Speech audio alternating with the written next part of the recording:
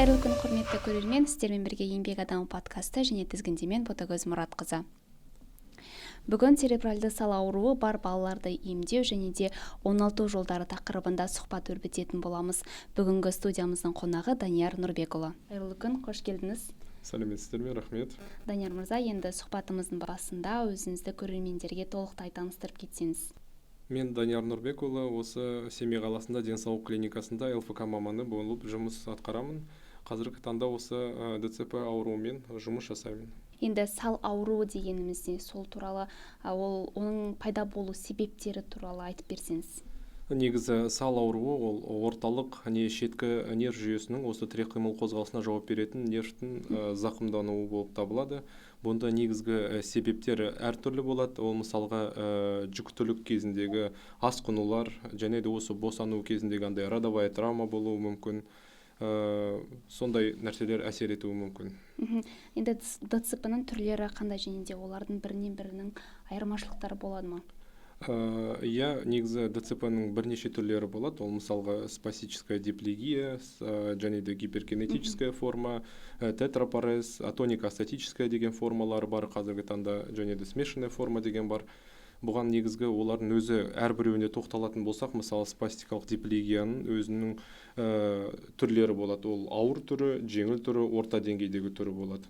Олардың айырмашылығы кейбірлерінде мысалға тонустардың жоғарылауы болса, кейбір формаларда тонустары керісінше әлсіздеу болуы мүмкін. Мысалы тетрапарезді алатын болсақ, бұнда жоғарымен, мысалы қол аяқтарында тонустары жоғары болады. Ал мысалы атонико-астатический формаларды алатын болсақ, бұнда керісінше баланың маңдай мойын ұстамаудағы халде болуы мүмкін. Енді осы аталған түрлердің ішінде ең күрделісі қайсысы? Ең күрделісі енді негізі тетрапарез, ең ауыр түрлі болып табылады. Және осы гиперкинездің ең ауыр түрлері болып. Негізі әрбіреуінде де өзінің ауыр формалары болады. Енді бұл туа біте, одан кейін бірте-бірте пайда болуы мүмкін, Негізі жоқ, ол бала туылғанында уже нерв жүйесінде зақым болса, мысалы ол да гипоксия да әсер етуі мүмкін болады, билирубиннің да әсер етуі мүмкін. Солардың әсерінен, мысалы миға зақым келетін болса, ол церебральды ауруға шалдығуы мүмкін.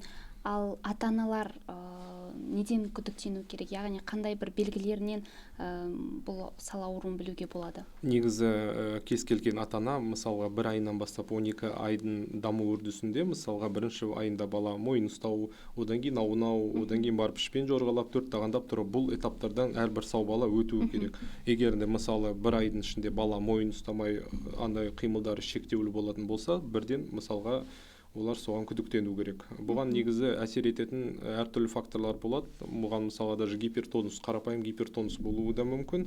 Бұнда мысалға ол массажбен де кетуі мүмкін. Соны егер де ерте анықтайтын болса, бұл толыққанды жазуға баланы болады. Жақсы, рахмет. Енді орталық туралы айтып берсеңіз, қазіргі таңда орталықта сіздер қандай әдістер қолданасыздар? Жалпы біздің клиникамызда бірнеше мамандар жұмыс жасайды. Бұл мысалға ЛФК бойынша жұмыс жасау, мысалы баланың тірек қимыл қозғалысы болған балаларды, бұзылыстары бар балаларды мысалы қалпына келтіру мақсатында жасалынады. Осы арнайы жаттығулардан тұрады. Және де бізде мысалға сөйлеу қабілеті төмен, мысалы сөйлей алмайтын балалар немесе сондай сөйлеу жағынан ақаулықтар болса, бізде арнайы логопед маманы жұмыс жасайды. Және де арнайы психолог мамандары бар. Сонымен қоса физио және массаж процедуралар жүргізіледі. Жаңа айтып қалдыңыз, сөзіңізде жаттығулар, физиотерапия, осылардың барлығы ДЦП-мен ауыратын балаларға қаншалықты жақсы әсер етеді, сол туралы айтып берсеңіз, оның қандай маңызды рөл атқаратынын? Негізінде массаждың көмегін айтатын болсақ, гипертонус, мысалы тонусы повышенный, яғни спастика болатын балаларға массаж жасалатын болса, ол баланың мысалға дене бетін босатады. Сол кезде уже баламен жаттығу барысында жеңіл жұмыс жасаған болады. Және де физио процедуралар, мысалы балада қабыну процестері болатын болса, соларды мысалы тез жазылуына көмектегін тигізеді. Ал орталықтан тыс ерекше балаларға үйде қандай күтім көрсетілуі қажет? мысалға аналар мысалға бәріне түсіндіріп айтам, ол мамасы бұл балаларға ЛФК-да маманы болу керек, логопед маманы да болу керек. Ол мысалға бізден көрген жаттығуларды арнайы үйде жасай алам деген жаттығуларды өздеріне белгілеп үйде қайталап отыру керек. Негізі баланы күнделікті аса қатты қозғалмайтын балаларды қозғап отыру керек. Қолдарын көтеріп түсіріп, мысалға ішпен жатқызып, арқамен жатқызып, ауыстырып орындарын, вертикализация деген бар, вертикализаторға баланы тұрғызу, мүмкіндігінше баланы қозғату керек. Қозғалыстан бөлек, енді балалардың сөйлеу қабілетін қалайынан дамыту қажет, оған бір арнайы тренингтер ұйымдастыру керек пе, сол туралы айтып берсеңіз. Негізі сөйлеу қабілетіне жақсы көмектесетін бұл тек қана логопед. Логопедтің өзінің арнайы әдістері бар. Ол қосымша ата-аналарға тапсырма береді. Ата-аналар өзінің қосымша өзінің кішігірім әдістемелері болады, солармен жұмыс жасауда. Сонымен баланың мысалға сөйлеу қабілетін жақсартуға болады. Ол тек қана осы логопед маманы жұмыс жасайды бізде. Енді сіздер орталықта қолданатын бір қандай жаттығулар баланың қозғалысына жақсы әсер етеді, яғни дамыту жолында, сол туралы? Негізі ЛФК-да көбінесе арнайы жаттығулар болады. Бізде көбінесе балалардан белдің әлсіздігінен, мойын әлсіздігі болады, мысалы қол аяқтардың әлсіздігінен болады, оған арнайы қатайтатын жаттығуларымыз бар. Және де бізде осы қазіргі таңда Қазақстанда қарқынды дамып жатқан осы СМИ терапиясы жүргізіліп жатыр. Сол бойынша мысалға арнайы бізде өзі баланың тепе-теңдігіне және бұлшықеттердің дене бітімдерін қалыптастыру мақсатында бізде осы арнайы жаттығулар сол методтар бойынша жүргізіледі.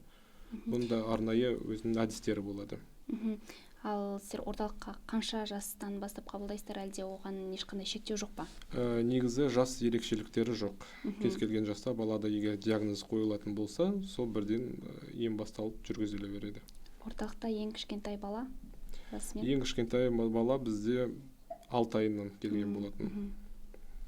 Жақсы, рахмет. Енді ерекше балалар қоғамға бейімделе алады ма? Олардың қоғамға бейімделуі қаншалықты күрделі процесс? Негізінде балалар қоғамға бейімделеді. Енді күрделілігі бұл жалпы форманың ауырлығына байланысты. Мысалы, орта, ауыр, жеңіл түрлері болады ғой, соған байланысты болады. Көбінесе осы жеңіл және орта формадағы балалар ортаға тез бейімделеді. Бұлар өйткені бізде де мысалы практика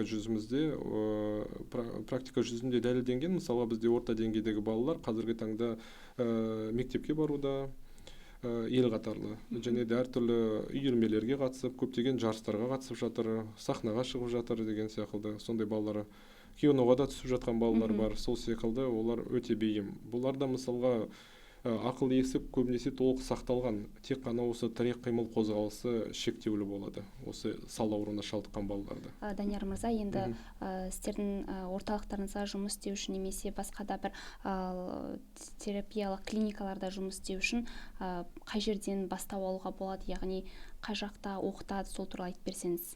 Бізде негізі осы основной квалификацияны осы ЛФК специалисті маманы болу үшін медицина колледждарында алуға болады, арнайы курстар бойынша. Және егер де жоғары реабилитолог маманын қамтитын десе, онда медицина университеттерінде алған дұрыс болады. Және де бізде осы НЦДР, яғни Республиканский детский центрда повышение квалификацияларды өтіп отыруға болады, тәжірибемен бірге. Жақсы, рахмет. Енді көрермендерге, ата-аналарға және жастарға өзіңіздің сұхбат соңында кеңесіңіз болса? Жақсы, шақырғандарыңызға мында бір алғыс. Енді ата-аналарға кеңес ретінде ең бастысы үміттеріңіз үзілмесін. Егер де көп дұрыс бағытта жұмыс жасасаңыз, балаңыз толыққанды сауығып кетеді. Жақсы, рахмет. Өзіңізге де алтын уақытыңызды қиып, бізге сұхбатқа келіскеніңізге үлкен алғысымызды білдіреміз. Еңбегіңіздің жемісін көріңіз. Рахмет. Құрметті көрермен, еңбек адамы подкасты өзінің кезегіне жетті. Аман сау болыңыздар.